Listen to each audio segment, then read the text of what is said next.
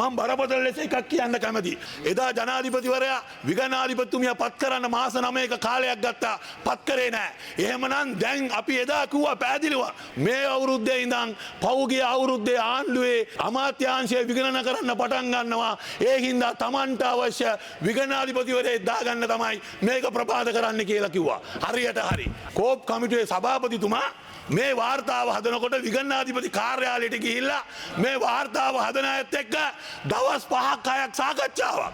අපි නම් බලාපොරොත්තු වුණේ මේ ගල්ලංගුරු මේ ඇමතුමාගෙන් අද මෙතන ඉල්ලා අස්වීම කතා කරයි කියලා තමයි අපි ඇත්තටම බලාපොරොත්තු වෙලා හිටියේ.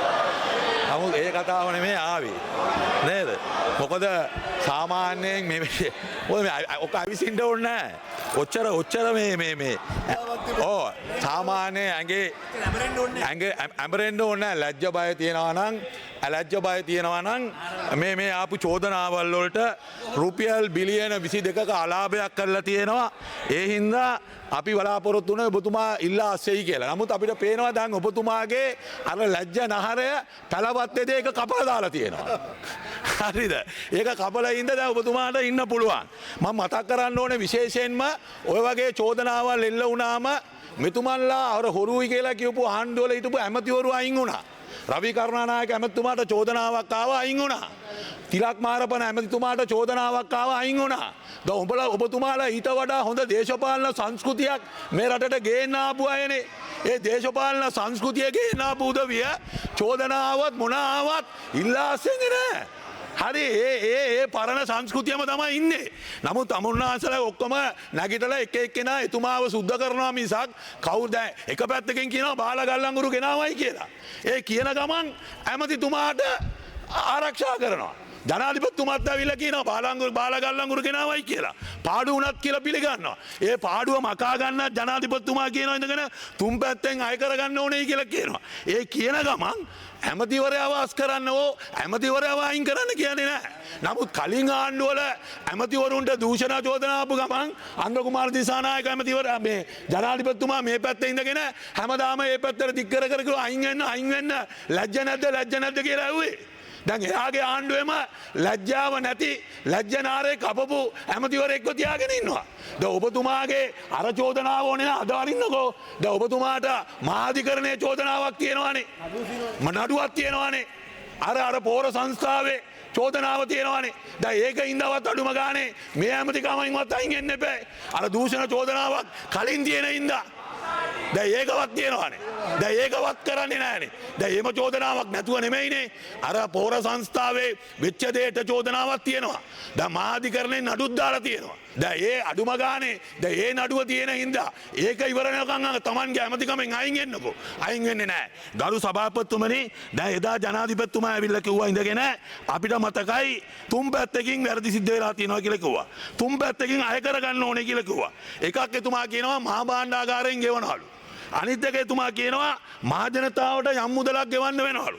ඊළඟට එතුමා කියනවා නඩු දාලා ගන්නවලු. දැන් මේ මහා භාණ්ඩාගාරයෙන් ගෙවන්නේ කාගේ මුදල්ද? මහා භාණ්ඩාගාරයෙන් ගෙවන්නේත් මේ පාඩුව මකා ගන්න අපේ මුදල්. ඊළඟට මහ ජනතාවගෙන් අය කරගන්නවයි කියන්නේ විදුලි බිල වැඩි කරන්න ඕනේ.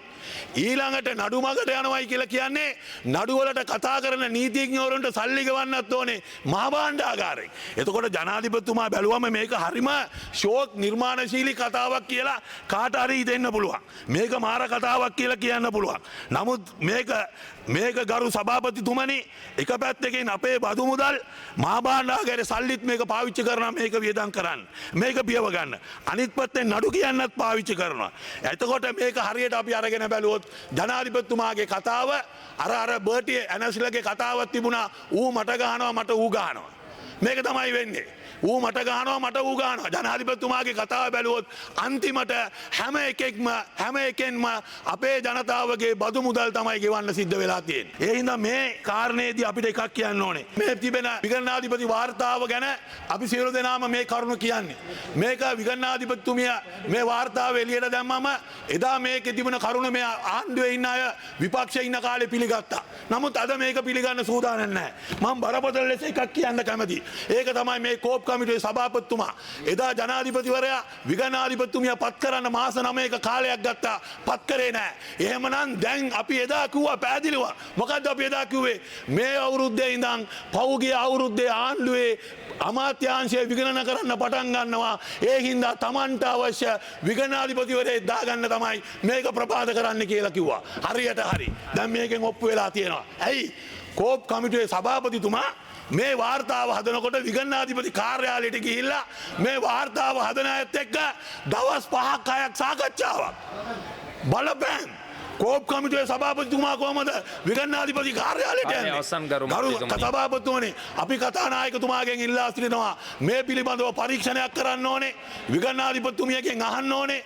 විගණනාධිපති කාර්යාලයේ CCTV රෙකෝඩින්ග්ස් තියෙනවා, ඒ ටික ගේන්න ඕනේ. මොකද කෝප් කමිටුවේ සභාපතිතුමා නීති විරෝධී වැඩක් කළා. ඒ වැඩේ තමයි මේ වාර්තාව හදන්න, ඒ වාර්තාව හදන ඒ ඉන්න විගණනාධිපති කාර්යාලයේ ඉන්න නිලධාරීන්ට ගිහිල්ලා බලපෑම් කරා. අවසන් කරන්න කරුමන්ද බලපෑම් බාරගත්තේ නැහැ. බලපෑම් බාරගන්නේ නැතුව අදුම ගානේ ඒ බලපෑමට යටත් නොවි මෙවැනි වාර්තාවක් හෙළි දැක්වීම ගැන විගණනාධිපති කාර්යාලයට අපේ ස්තුතිය පිරිනමන්න ඕනේ.